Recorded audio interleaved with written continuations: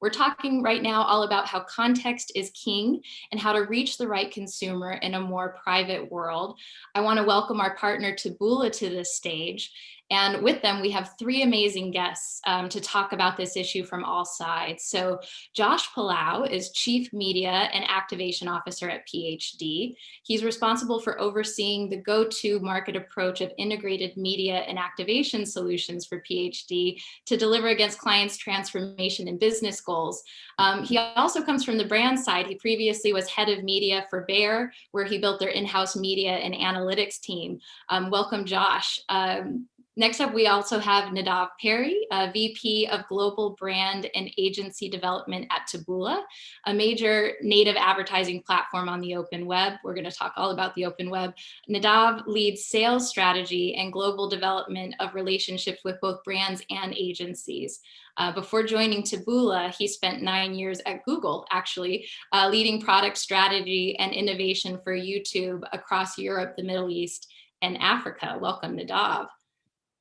And last but not least, Scott Spalding. He is VP of Global Agency Partnerships at MediaMath, one of the industry's leading DSPs.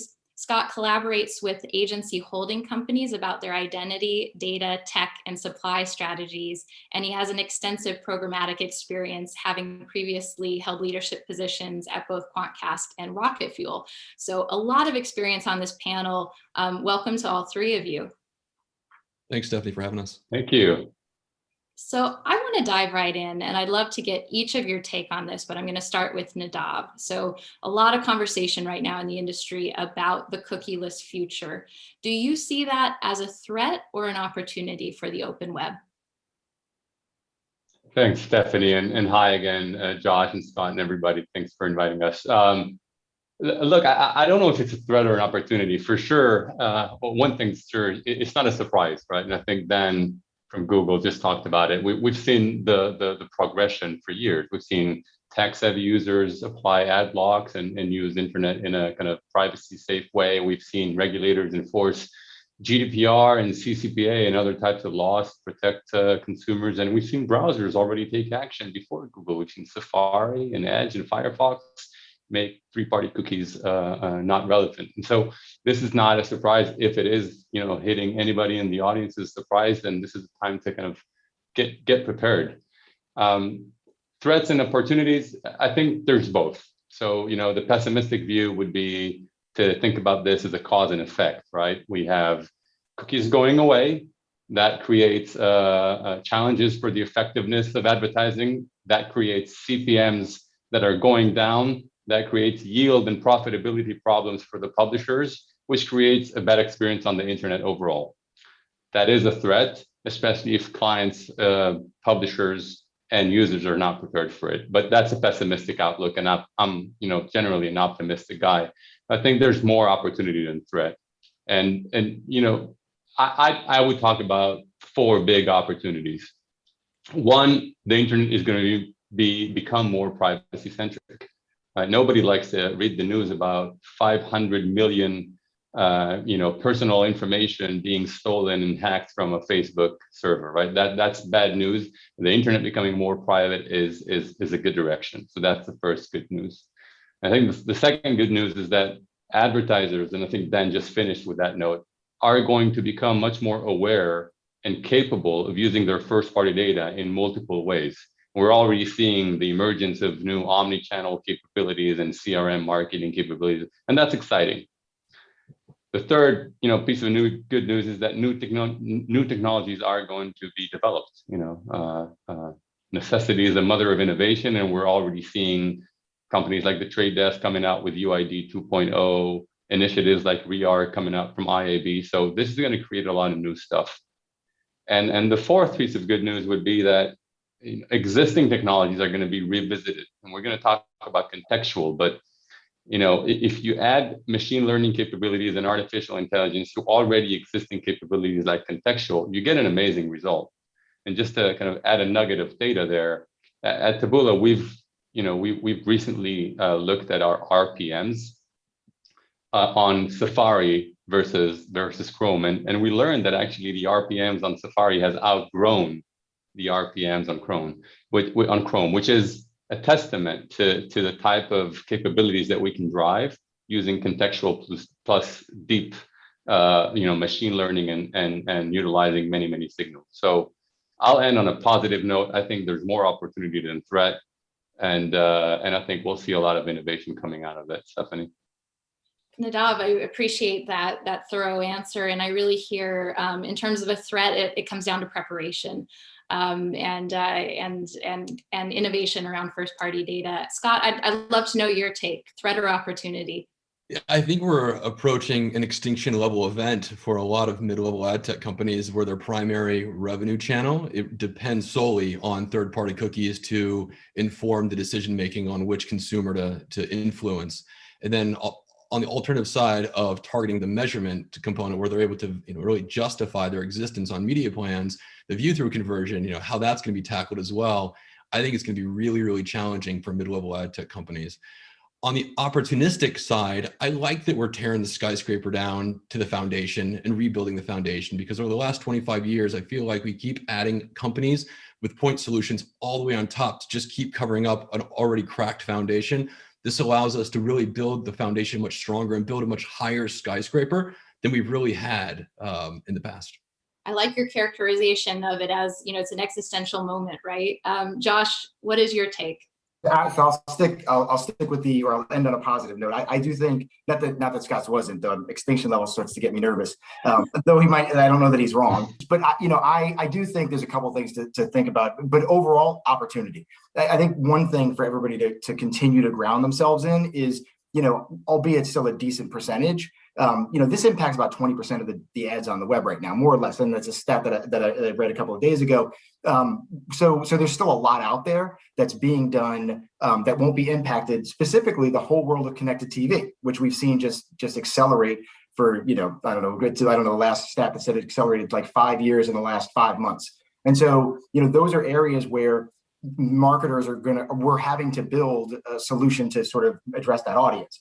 And so I think it's this great opportunity to sort of see how you can play in those spaces anyway, because they're growing. I also think that Google's announcement about not using an alternative, everybody else is going to start looking for an alternative. And so I think there's a chance for our industry, which I have been a part of for far longer than I will say, to sort of align and have some consistencies in terms of our approach. And then, I agree with Scott's comment that, there are some companies that are going to have to figure out, are we a business anymore? I do think there's companies that are going to find a way to say, hey, this is a new opportunity and a new technology player to come into the space that can actually live, or that could actually take advantage in a good way of what's happening right now. Thank you. And I want to say to the audience too, these three are open to your questions. So if anything comes to mind as we're talking, please feel free to drop it in the chat and we'll save some time at the end.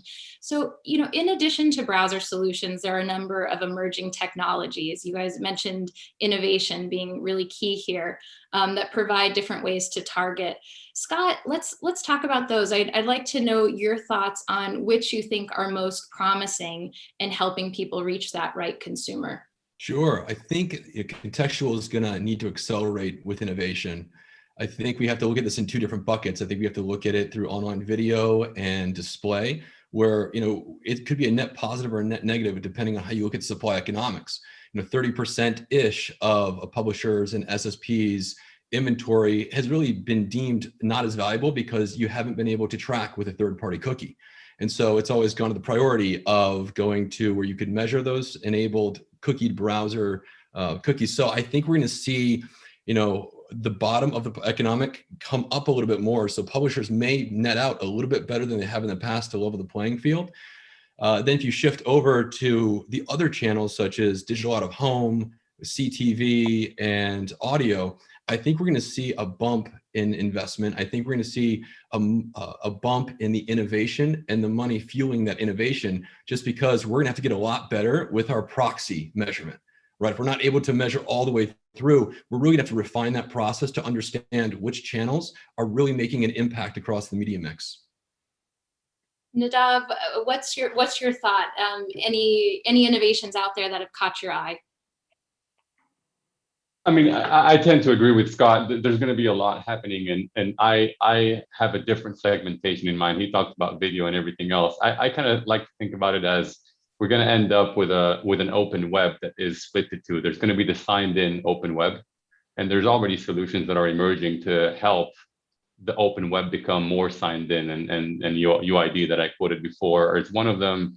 Some of the initiatives that are coming out of PRAM, to the Industry Partnership for Responsible and Addressable Media, are thinking about similar areas. That's one part of the web. But the brands need to grow through talking to new consumers, not only to talking to their existing consumers. And I think on the not signed in internet, contextual is going to become very, very important. I agree with Scott on that. And contextual is evolving, it's developing. It's turning from what used to be a very simple contextual solution, right? So a simple contextual solution might be, my target audience is young males. So I'm going to assume that young males like to read sports and video games, and I'm going to have contextually placed ads against sports and video games. That's simple contextual. That's the old generation. And I think what we're going to be seeing more is smart contextual, right? And smart contextual is about understanding in real time what the audience actually reads. And that could change within the day. That could change many, many times a day. And finding that target audience through contextual signals in real time to try to address those kind of moving pieces that are shaping what audiences are. And I think, we, at Taboola, since we're, have exclusive partnerships with many, over 10,000 publishers, we get a chance to have deep access to 56 billion monthly page views. That gives us a lot of information to work on. And we're already working very hard on modeling signals on top of the contextual articles. I think that's kind of the future of contextual. And I agree, for the open web, and especially the non-signed in open web, that's going to be one key solution. One quick follow-up as people are trying to, I think, weed through providers, new and old. I've heard, a few people describe this time as like the Wild West, right? And there are a lot of, everyone's an identity provider. Do you have any recommendations for how to separate, the ones that are going to be valuable and moving you ahead and those that aren't? Anyone want to jump in on that? I think, from sitting on first the brand side and now on the agency side, there's probably a few areas. I do think there is just some like basic due diligence that we're just all responsible to having to do. So whether it's looking at the technology they have or the leadership team, Scott shared an article the other day that was hysterical. It's like, who's not I am an identity provider, just so you guys know. Like every business has that in their thing. It's almost like back in I think, and again, I might be stealing Scott's joke, but there was, the ad network back in the day that like we're platform agnostic. And like, so it's digging at that surface of what they're offering and how that matches up to your needs. And I think, building off of sort of this conversation is like, when you really think about something like contextual, it's like a cross-publisher PMP. Right? Like think about it, that it's not your grandparents, contextual, where it was like, I am a running magazine. And the best part about this is how rooted it is in like old advertising, like print. Like I own a runner's magazine, I am going to advertise a runner's shoe. And, you find a partner that says, okay, well, I'm not targeting all runners. I don't want casual runners. I want marathon runners. And so I can cobble together these great sources of content that actually focus on those types of hardcore runners. And that's where your ad's going to go. And I think once you back that up by looking at either viewability or fraud or, oh my goodness, ROI, like you'll get to the answer pretty quickly as to what are the best partners to work with. Josh, I think that's so helpful. Oh, did you want to jump in? Yeah, I would just abridge that and say, as a CMO, you're not going to be as ready as you want to be at the event when it happens. And that's okay. I think it's okay to prepare it the best you can, have your identity readiness template, your framework, what it's supposed to look like. But there's a lot of value in the open web. Keep investing in the open web, because even though you're not going to get the scale on the first day after the event that you did before it, the alternative is you can give, especially if you're, in transportation categories, or if you're in commerce, you're giving, all of your investment to Google, which potentially could utilize that to become a competitor. And I'll add to that. I mean, we're likely, whatever we do, we're likely to see, companies pop up like mushrooms after the rain, right? There's, if history shows us anything, is that we're going to have fragmentation before we have consolidation. And my one advice on top of everything that Josh and Scott said would be test partners that can prove results today. Don't wait for the change to hit us in the face. Well, there's already so many options for us to test the current technologies and the current capabilities of your partners today on the different browsers that are already deprecated third parties, et cetera. So that would be my build on that. It's all three of you. Thank you for the advice on that. And I hear that: test today, prepare today.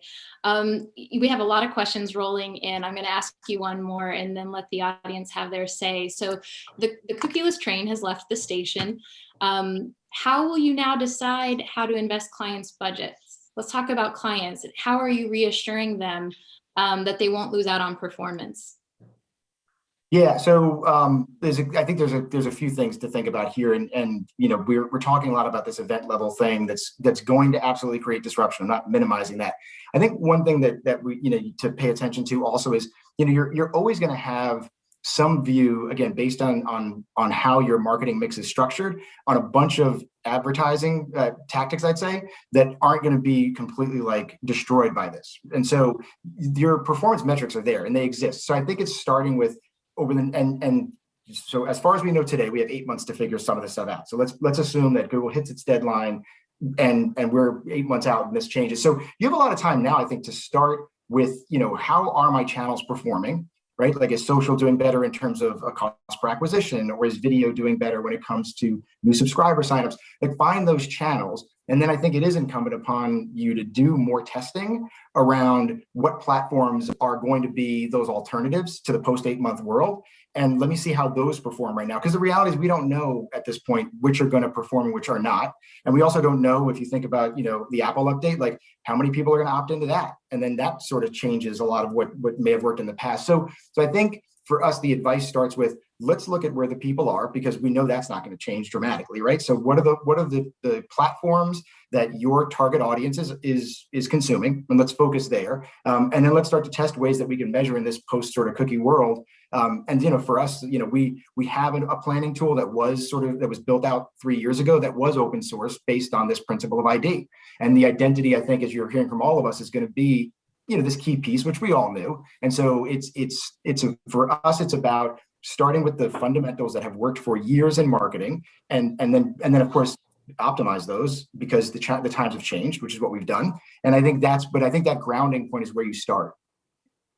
A question I want to throw to you all, it's from Casey Eakins, and it's about brands and agencies. So what are the types of questions a brand should be asking their agency in order to know how the agency will handle the changes to come? Is that for me? Anyone? Yeah, I think that's for you, Josh. Oh, yeah. You can start. Yeah, I think first question, Casey, I would say, why can't you guys be like PhD? Start there. And we can, by the way, it's so hard to do this with no laugh track behind me. So I'm running with this, and hopefully somebody in the audience is laughing. So I would say, look, ask their POV. There's tremendous talent, both agency and client side, that have been staring at this for a while. And so I think the starting point is, hey, what is your POV on what you're seeing from the space? And where are you guys in this conversation? So all kidding aside, just looking at Omnicom overall, we had built this platform well before I got here that focused in this identity world. And so some of what we're seeing, we feel that we're pretty strongly aligned to being able to perform against it, because this is here. And you might talk to another provider, another agency that's more I guess more entrenched in third-party cookie, purchasing. And that's, they're gonna need to tell you what their plan is. And I think, but I feel like in so many things, it's more simple than we make it. And that's not an insult. That's an overall comment of just what do you see as, our path forward, given how we've been performing, how we've been managing things for the past X amount of time.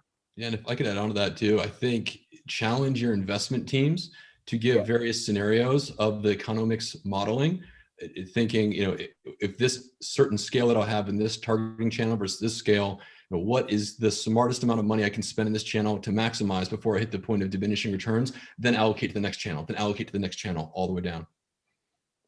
It's a great. And one last build on that same question is test and see, everything that Josh said, what is the agency's POV, and also who are the agency's partners? I mean, Scott earlier said that the open web is maybe under an existential threat. Well, okay, who are going to be the big survivors, the big partners that are going to help carry the agency through this existential threat? And what are the technologies that the agency has in their toolbox to help clients go through this? Nadav, I'm going to throw you this one from the audience. So it's about contextual. As contextual becomes a larger portion of future consideration for advertisers, does brand created content have a stronger role in attracting or influencing new customers and audiences? And this is from Michael Dyke-Miller.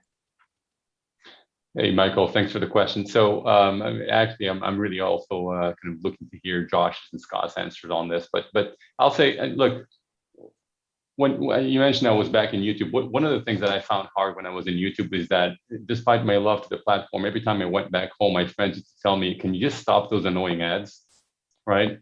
And I think part of the native environment is one that is creating a better experience. It's creating a better experience for users that are consuming content. That it's creating a better experience for ads because it delivers value for advertisers, and it's creating a better experience for publishers because they can really be proud of the experience that they're providing.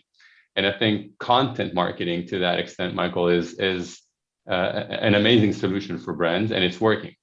And there's multiple ways to promote it and to get results from it, whether your results are more upper funnel kind of brand awareness, and that's what your content is serving, or whether it's bottom of the funnel lead generation. So I do think that within the context of the future of contextual marketing, content marketing is going to become more important, more prevalent, and I'm looking forward to see how that develops. That's great. And I'm going to throw you one more question from the audience, and then I'd love to hear your takeaways. This is just about the future. So what do you envision the web of the future to be? What is it going to look like once all of these changes have been fully realized? I think this is when we're supposed to talk about flying cars. Again, someone laugh. I think for my perspective, I think it's a future where it embraces some of the more traditional, I would say, ways that we advertised in the past. I mean, again, if we're being completely honest in these kinds of settings, I mean, we've had an industry that's been around for hundreds of years that for much of that time did demo-based TV buying, and many companies are quite successful, right? Like the J&Js and the P&Gs of the world did not build themselves through, single point of, right person, right message, right time marketing. And so I think we'll return to some of those fundamentals of where do we think people are and what do we think they're consuming? So, when the pandemic hit, like we spent a lot of time looking at a platform like Instacart, which we'd never advertised on before, but we didn't need a fancy like targeting approach or data-driven analysis to tell us that like this pandemic has hit and people don't want to go to stores. Where are they getting their products from? So let's make sure that they can get the message there. So I think it's going to put some marketers back in that role that they had of just like a mix of data, a mix of instinct, and pulling all those pieces together to come up with like the best plan. And I think for users, it's Jeff Green always talks about the quid pro quo of the internet. I think there becomes maybe they feel like there's a greater value exchange for the information they're giving and the content they're getting in return. But let's not discount the fact that at least I have a 20-year-old and a 17-year-old, and you know what, like their acceptance of what the web gives them based on what little or what they give them or don't give them, is much different than how I view it. But I have money and they don't, so you probably want to cater to me at least for a little while. Gosh, I appreciate that holistic sort of a picture of the future from all sides. We're almost out of time. I'd love to end on takeaways. Let us know what you'd like the audience to walk away with. Oof. I'm going to nominate Nadav to go first.